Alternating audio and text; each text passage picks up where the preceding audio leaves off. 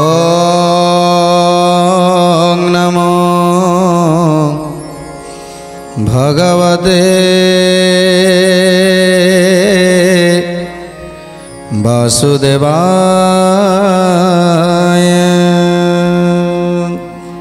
जेतेबेले सुरथंकु ए दंतवक्र राजा अपमान कले, विष्णु को निंदा कले। सुरथ सबुकिछि सही पारिबे किंतु विष्णुकर निंदा को सही पारिबेनी।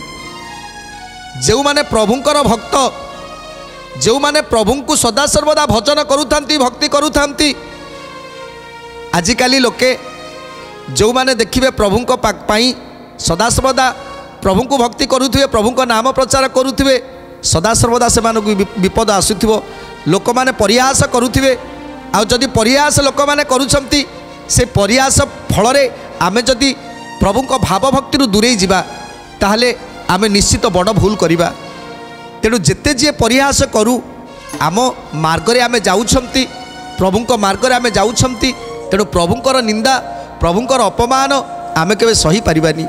तेणु सेही भली आज सुरथ प्रभु को एते भल पाउछि, तेणु प्रभुंकर निंदा से केबे सही पारिबनी। तेणु आज क्रोधरे प्रज्वलित हो जाइछि। जेतेबेले राजा दंतवक्र रथरे चढ़ी युद्ध करुथिले, सेही समय रथर सारथी को एमिति बाण मारिले, सारथीर मुंड छिड़ी तले पड़गला। शेषरे जेतेबेले सारथी पड़गला, रथटी अणआयत हो गला। सेतेबेले से रथरु डेई पड़िछंती दंतवक्र।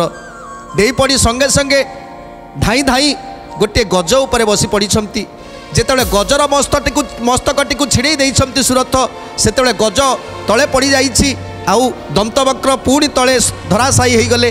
तापरे धाई धाई जाई गोटे अश्व उपरे बसी पड़िले। जेतेबेले अश्व उपरे बसी पड़िले ना, सेतेबेले खड्ग धरी जेतेबेले प्रहार करिबा पाई जाउछंती, सेही समय अश्वर मुंडटी छिंडी गड़ी पड़िला। सेतेबेले से अश्वरु तळकु गली पड़िछंती।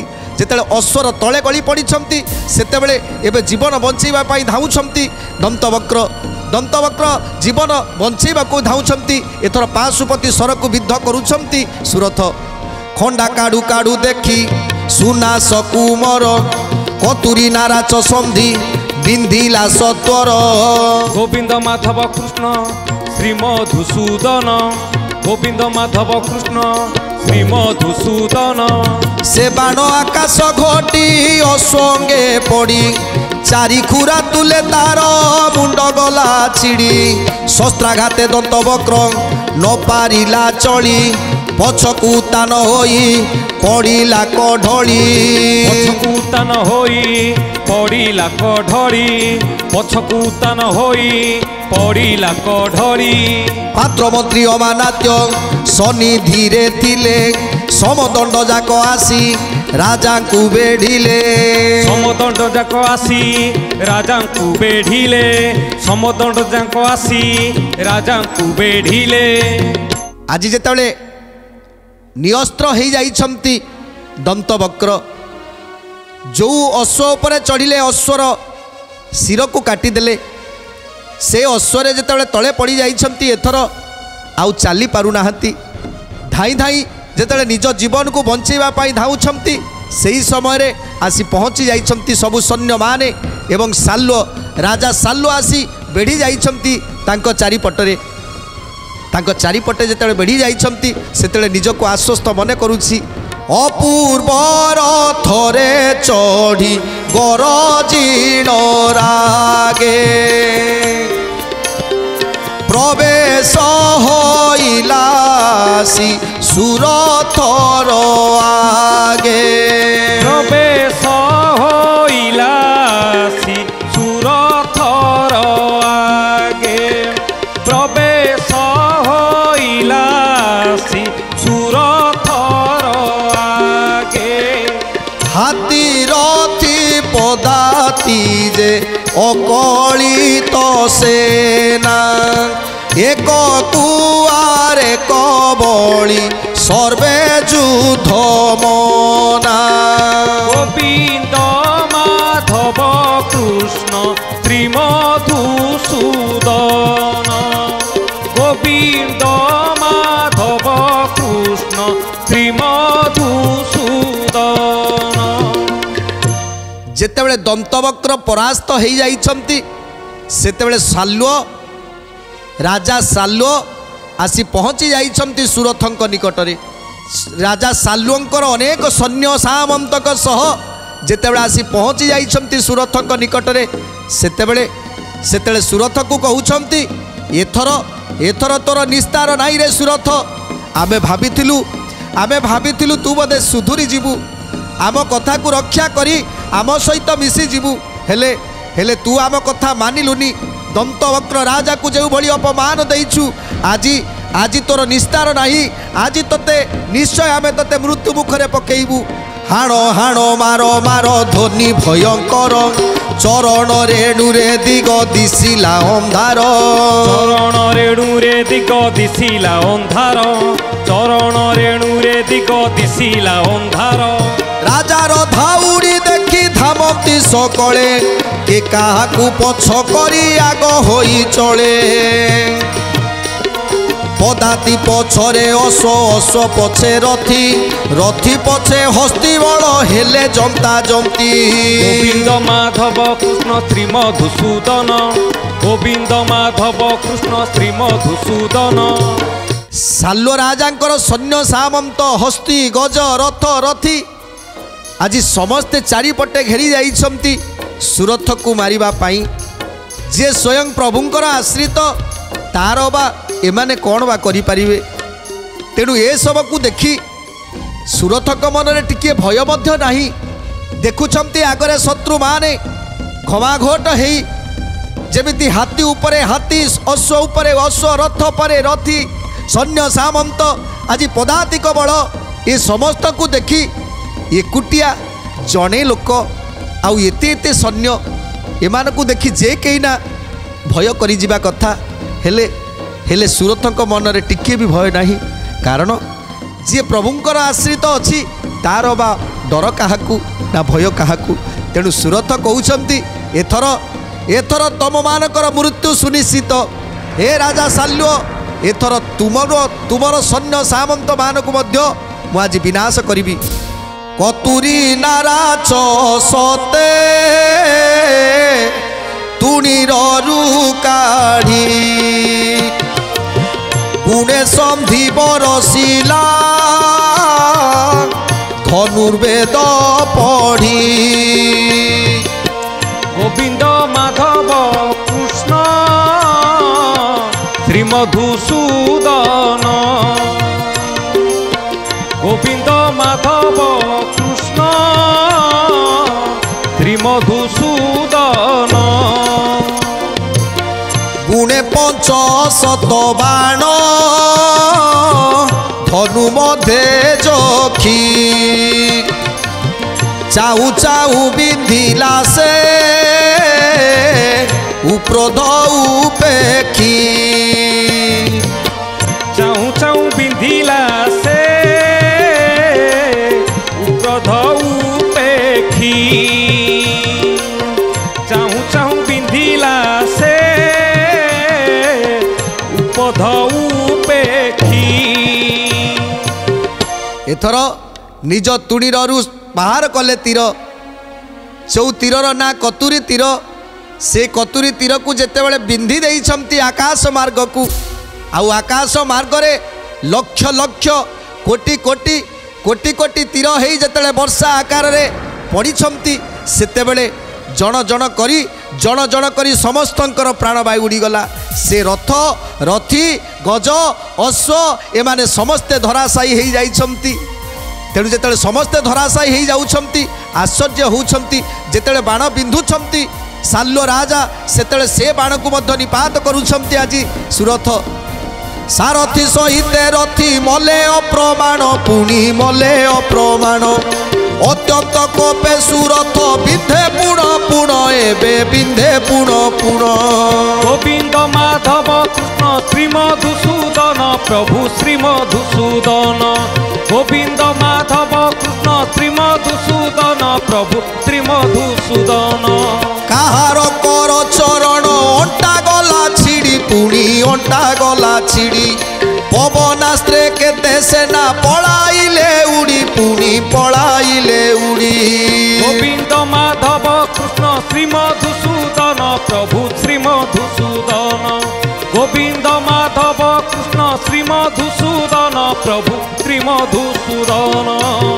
आज एमिति बाण सब मारुछंती सुरथ जो बाणर समकक्ष केही भी हेई पारिबेनी जो बाणर कथा केबे चिंता करि नथिले दंतवक्र आउ राजा साल्व जे छोट पिलाटा एते बाण बिंधी पारे जो बाण आकाश मार्ग को क्षेपण करुछंती आउ आकाश मार्गरू वर्षा भली झरी पड़ुछंती समस्त सैन्य सामंत कोपरे कोटि कोटि सैन्य तांकर निहत हो गले रथ रथी गज अश्व समस्त निहत हो गले शेषरे आज ए सबू ए युद्ध को क्रिया को देखी समस्ते आश्चर्यचकित होउछंती समस्ते आश्चर्यचकित होउछंती।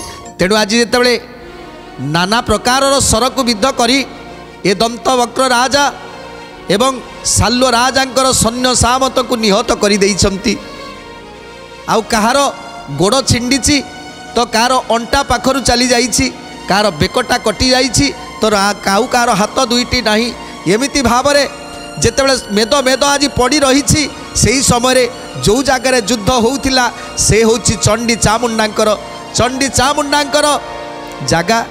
तेणु जेतेबेले रक्त को देखिछंती आज चंडी चामुंडा माने समस्ते किलिकिला नाद करी आज धाई आसी से रक्त को पान करुछंती किलिकिला कुकु भयंकर नादे मेद मेदा खाई क्रीड़ा करंती आनंदे गोविंद माधव कृष्ण श्री मधुसूदन गोविंद माधव कृष्ण श्री मधुसूदन रणे रणे बहरई उग्रसेन नाती देखी मया भय कले सकल नृपति गोविंद माधव कृष्ण श्री मधुसूदन गोविंद माधव कृष्ण श्री मधुसूदन सैन्य कवि कल देखी साल नृपमणि सुरथ आगरे रथ रखाइलाणी सुरथ आगरे रथ रखाइलाणी सुरथ आगरे रथ रखाइलाणी धनुरे नाराच सन्धि बोले आरे बुड़ सैन्य लोचाए मारी होई बुकी बड़ गोविंद माधव कृष्ण श्री मधुसूदन गोविंद माधव कृष्ण श्री मधुसूदन।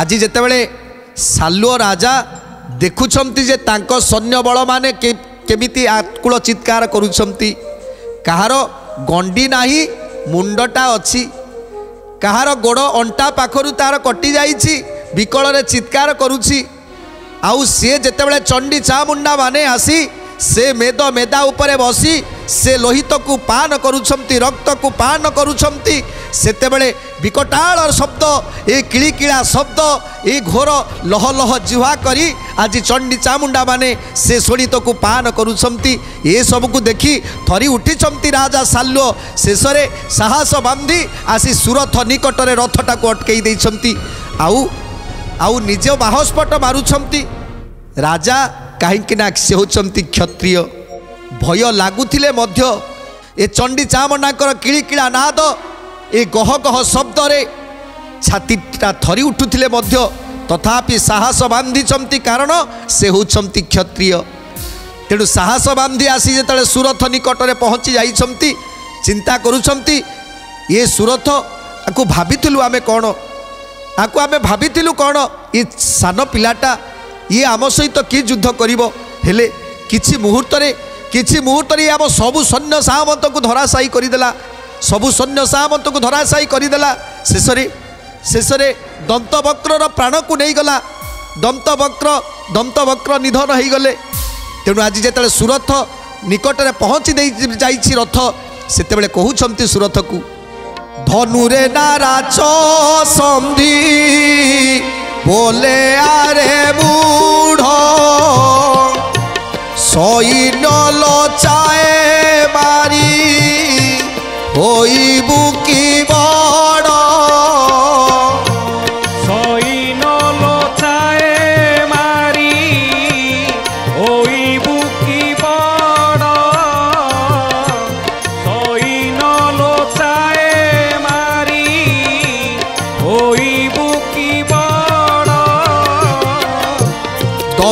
ବକ୍ର ପ୍ରାୟ ମୋତେ ମଣିଲୁ କି ତୁଇ ତୋ ପିତା ସୁନାସ ମୋର ମୈତ୍ର ଅଟଇ ତୋ ପିତା ସୁନାସ ମୋର ମୈତ୍ର ଅଟଇ ତୋ ପିତା ସୁନାସ ମୋର ମୈତ୍ର ଅଟଇ। ଆଜି ସୁରଥ ମନ ଭିତରେ ଭୟ ଅଛି ଯେ ଏତେ ଏତେ ସୈନ୍ୟ ସାମନ୍ତକୁ ଆଜି ମାରି ପକେଇଲା ସାମାନ୍ୟ ବାଳକ, ତେଣୁ ମନ ଭିତରେ ଭୟ ଅଛି। କିନ୍ତୁ ସେ କ୍ଷତ୍ରିୟ ନା, କ୍ଷତ୍ରିୟ ଚିନ୍ତା କରନ୍ତି ଯେ କାହାକୁ ପରାସ୍ତ କରିବାକୁ ହେଲେ ତା ପାଇଁ ଖାଲି ବଳର ଆବଶ୍ୟକ ନାହିଁ, କିଛି ବୁଦ୍ଧିର ଆବଶ୍ୟକ ମଧ୍ୟ ଅଛି। ତେଣୁ ଆଜି ଚିନ୍ତା କରୁଛନ୍ତି ଯେ ମୁଁ ଆ ପାଖରୁ ବଞ୍ଚିବାକୁ ହେଲେ କିଛି ବୁଦ୍ଧି ପ୍ରୟୋଗ କରିବାକୁ ପଡ଼ିବ। ତେଣୁ କ୍ଷତ୍ରିୟ ମାନେ କ'ଣ କରନ୍ତି, ଛୁଞ୍ଚିଟି ହେଇ ତାଙ୍କ ସହିତ ରହିଯାଆନ୍ତି ଏବଂ ଯେତେବେଳେ ତାଙ୍କ ପାଖରେ ପହଞ୍ଚି ଯାଆନ୍ତି ନା ସେତେବେଳେ ଗୋଟେ ବିରାଟ ଲୁହା ଆକାର ଧାରଣ କରନ୍ତି, ବିରାଟ ଲୁହା ଆକାର ଧାରଣ କରିଥାନ୍ତି। ସେମିତି ଭାବ ଆଜି ସେଇଭଳି ଚିନ୍ତା କରି କ୍ଷତ୍ରିୟ ଜଣକ କହୁଛନ୍ତି, ଆଜି ସାଲ୍ୟ ରାଜା କହୁଛନ୍ତି, ବାବାରେ ତୁ ହଉଛୁ ସୁନାସଙ୍କର ପୁଅ, ଆଉ ସୁନାସ ହେଉଛନ୍ତି ମୋର ମିତ୍ର। କାହିଁକିନା ତୁମ ପିତା ଆଉ ମୁଁ ଆମେ ଦୁଇ ଜଣ ଭଲ ସାଙ୍ଗ, ଯାହାକି ଆମେ ଛୋଟବେଳୁ କେତେ ଖେଳ କରିଛୁ, କେତେ କୁଦ କରିଛୁ। ସେଇଥିପାଇଁ ତୁ ହେଉଛୁ ମୋର ପୁଅ, ତେଣୁ ତୋତେ ମାରିବା ପାଇଁ ମୋର ହାତ ଯାଉନି। ତୋତେ ମାରିବି, କେବେ ବି ମୁଁ ତୋତେ ମାରିପାରିବିନି। ହେଲେ ବାବା ତୁ କ'ଣ ଭାବିଛୁ ଏ ସମସ୍ତ ସୈନ୍ୟ ସାମନ୍ତକୁ ମାରିଲୁ ବୋଲି ତୁ ମୋତେ ମାରିଦେବୁ? ହେଲେ ମୋତେ ତୁ ମାରିପାରିବୁନି, କାହିଁକିନା ମୋ ଶକ୍ତି କଥା ତୋ ପିତା ଜାଣିଛନ୍ତି। ଏମିତି ଧୀରେ ଧୀରେ ତାଙ୍କ ପାଖକୁ ଅଗ୍ରଗତି ହେଉଛନ୍ତି। ଦନ୍ତବକ୍ର ମରିସାରିବା ପରେ ଆଜି ସାଲ୍ୟ ରାଜା ତାଙ୍କର ଅଗ୍ରସର ହେଉଛନ୍ତି। ସୈନ୍ୟ ସାମନ୍ତ ମାନେ ସମସ୍ତେ ଚାଲିଗଲେଣି। ସାଲ୍ୟ ରାଜାଙ୍କର ଯେତେ ଥିଲେ ସୈନ୍ୟ ସମସ୍ତ ବିନାଶ ହେଇଗଲେଣି। ଏଥର ତାଙ୍କ ଆଗକୁ ଅଗ୍ରଗତି ହେଉଛନ୍ତି। ତେଣୁ ଆଜି କ୍ଷତ୍ରିୟ ମନ ଭିତରେ ଭୟ ଥିଲେ ମଧ୍ୟ, ମନ ଭିତରେ ଡର ଥିଲେ ମଧ୍ୟ, ଏ ହୃଦ ସ୍ପନ୍ଦନ ହେଉଥିଲେ ମଧ୍ୟ, ଛାତିରେ ଛନକା ପଶିଥିଲେ ମଧ୍ୟ ସାହସ ତାଙ୍କର ଅପରମ୍ପାର। ତେଣୁ ସାହସ କରି ଆଜି କେମିତି ଭାବରେ ତାକୁ ପରାସ୍ତ କରିହେବ ସେ କଥା ଚିନ୍ତା କରନ୍ତି। ଯେଉଁଠି ବଳ ପ୍ରୟୋଗରେ କିଛି ନ ହୁଏ ସେଠି ବୁଦ୍ଧି ପ୍ରୟୋଗ କରନ୍ତି। ତେଣୁ ଆଜି ବୁଦ୍ଧି ପ୍ରୟୋଗ କରିବା ପାଇଁ ଆଜି ଅଗ୍ରସର ହେଉଛନ୍ତି, ଆଗକୁ ଯାଉଛନ୍ତି ସୁରଥଙ୍କ ପାଖକୁ।